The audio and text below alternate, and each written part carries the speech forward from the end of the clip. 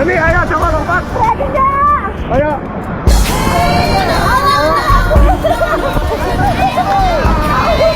Gara-gara isu perselingkuhan Syahnaz Sadiqah dan Randy Kerneth, cuplikan video lawas Sanas kembali terkuak dan menjadi perbincangan warganet.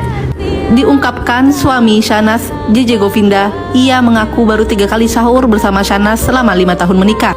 Terbongkarnya kelakuan Syahnaz yang jarang menyiapkan makanan untuk sang suami, JJ Govinda, membuat Raffi Ahmad sebagai kakaknya merasa kesal dan malu. "Hei, istri macam apa lu, malu?" ucap Raffi Ahmad sembari mendorong-dorong Syahnaz. Denny Cagur sebagai co-host acara itu pun ikut kaget mendengar pengakuan JJ. Bahkan JJ mengaku ia selalu menyiapkan makanan sendiri selama sahur Ramadan. Tak hanya itu, JJ juga mengatakan sahur sendirian.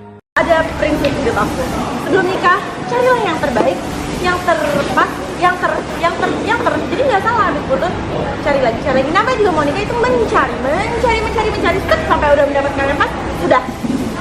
Hap,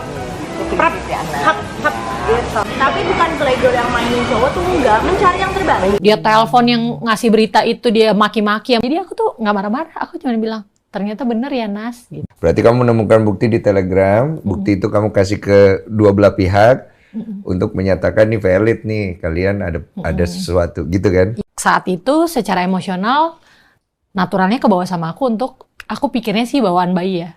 Jadi aku bilang, akhirnya setelah 12 jam aku jawab, ya udah Nas, aku bilang aku percaya kamu masih ibu dan istri yang baik.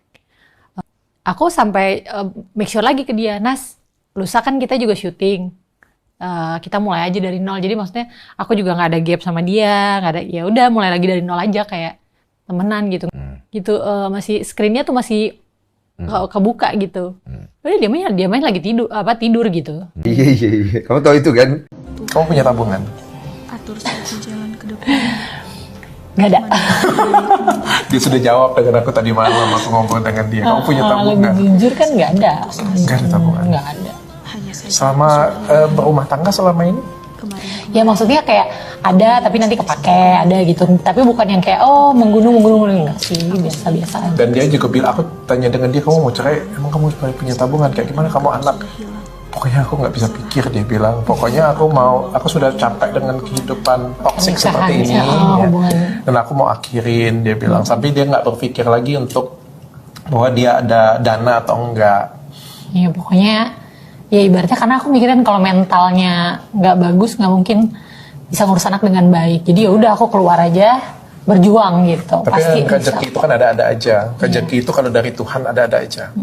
Bisa dari saya, bisa dari orang lain. Iya benar.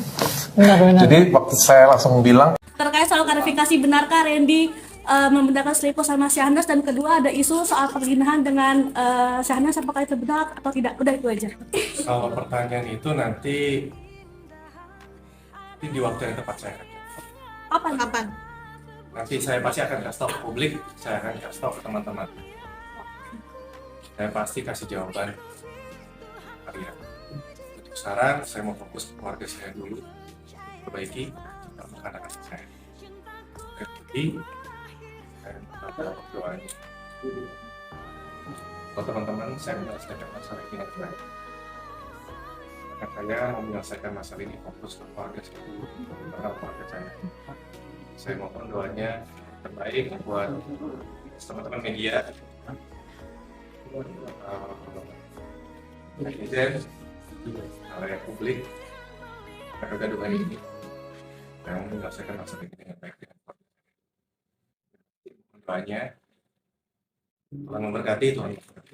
Saya boleh katakan bahwa apa yang terjadi di lagi-lagi tenis ini adalah sesuatu yang sudah di-rehearse atau sudah dilatih dulu sebelumnya.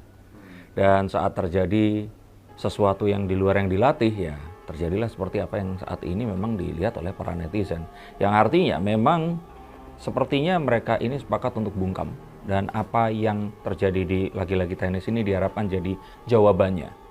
Nah tapi kan ya kamera netizen ada di mana-mana, atas bawah kiri kanan, ada di mana-mana yang akhirnya menangkap adegan di mana suapan tersebut ditolak. Saya sering menolak suapan istri saya walaupun makanannya enak. Kadang kalau cowok tuh kan lagi nggak pengen makan yang manis atau apa. Cuman yang menarik adalah setelah menolak, JJ itu mengusap rambutnya. Dan itulah tanda biasanya orang kalau kaget baru bohong, biasanya ya.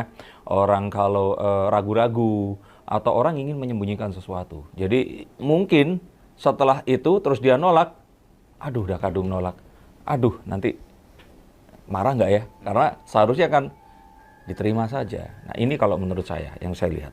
Nah, apakah betul atau tidak, kita akan tunggu lagi yang berikut-berikut. Karena biasanya kalau memang ini dilatih, akan banyak hal-hal yang terus kemudian terjadi di luar latihan, dan akhirnya membongkar apa yang sebenarnya terjadi. Dan kalau saya lihat lagi di sini adalah tadi, makanya saya katakan bahwa ini kayaknya sesuatu yang memang sudah direncanakan. Sengaja bungkam, tidak menanggapi, tidak menolak loh ya, tidak juga menyalahkan, tidak juga membenarkan, tapi terus tunjukkan saja kemesraannya. Tapi ternyata terjadi sesuatu yang ya di luar rencana itu tadi. Dan kartu terakhir ini menunjukkan kalau ada upaya untuk mereka ini kembali, berbeda dengan pasangan yang satunya yang wanitanya ini terlihat ingin berpisah. Mungkin karena ya dipengaruhi oleh orang-orang yang lain, tapi yang di sini ini sepertinya memang mereka sepakat berdua untuk ya sudah deh, gimana kalau ini diredam. Jadi kalaupun terjadi hal-hal yang tidak diinginkan bukan karena gosip yang sekarang ada. Mungkin bisa dilihat dari gestur mereka berdua itu, benar nggak si Syahnas ini begitu superior dan ini begitu inferior? Superior dan inferior sepertinya nggak bisa kita katakan cuman dari satu kejadian saja, tetapi memang masa lalu ini berperan sekali. Masa lalu terutama JJ ini kan juga berteman dengan keluarga Ahmad sebelumnya kan, sama Raffi, dan juga hubungan JJ dengan keluarga Gigi. Jadi kayaknya nggak sesederhana itu terus kita akan bilang superior atau tidak. Tetapi yang pasti untuk seorang laki-laki pasti akan ada yang namanya itu penjumlahan. Jumlah, kurang, dan sebagainya, mengukur resiko akan lebih menguntungkan jika jalan yang ditempuh adalah yang sekarang ini. Dan menguntungkan bukan berarti harus finansial, tapi secara menyeluruh. Dan ini adalah jalan yang kalau menurut saya ya kalau bisa dipertahankan, yang lebih untung lagi adalah bukan JJ atau Syahnas, tapi anak-anak mereka.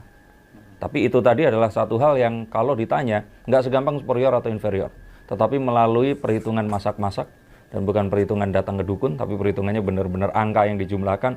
Dan saya pikir JJ di sini lumayan bagus dalam menghitung. Dan kalau dia masih meneruskan, kalau saya pikir sebenarnya ini akan jadi sesuatu yang juga positif. Mungkin gak sih si Syahnas ini mungkin sudah mulai berpengalaman dalam kesalahan-kesalahannya, dan mungkin gak yang diklaim oleh Lady Nayoan ya, apakah betul atau tidak kita jangan menghakimi. Tetapi jika memang itu terjadi, kalau saya pikir bukan permasalahan sudah terampil atau enggak, ini sesuatu yang mungkin mengalir begitu saja jika itu terjadi. Dan iya, seharusnya disayangkan karena untuk seseorang yang sudah memiliki keluarga, apalagi anak, ini harus dipikir lebih jauh ke depan lagi. Jadi kalau saya pikir nggak ada itu tadi. Masyarakat ini hanya berasumsi dan berpolemik saja karena memang tidak mendapatkan jawaban.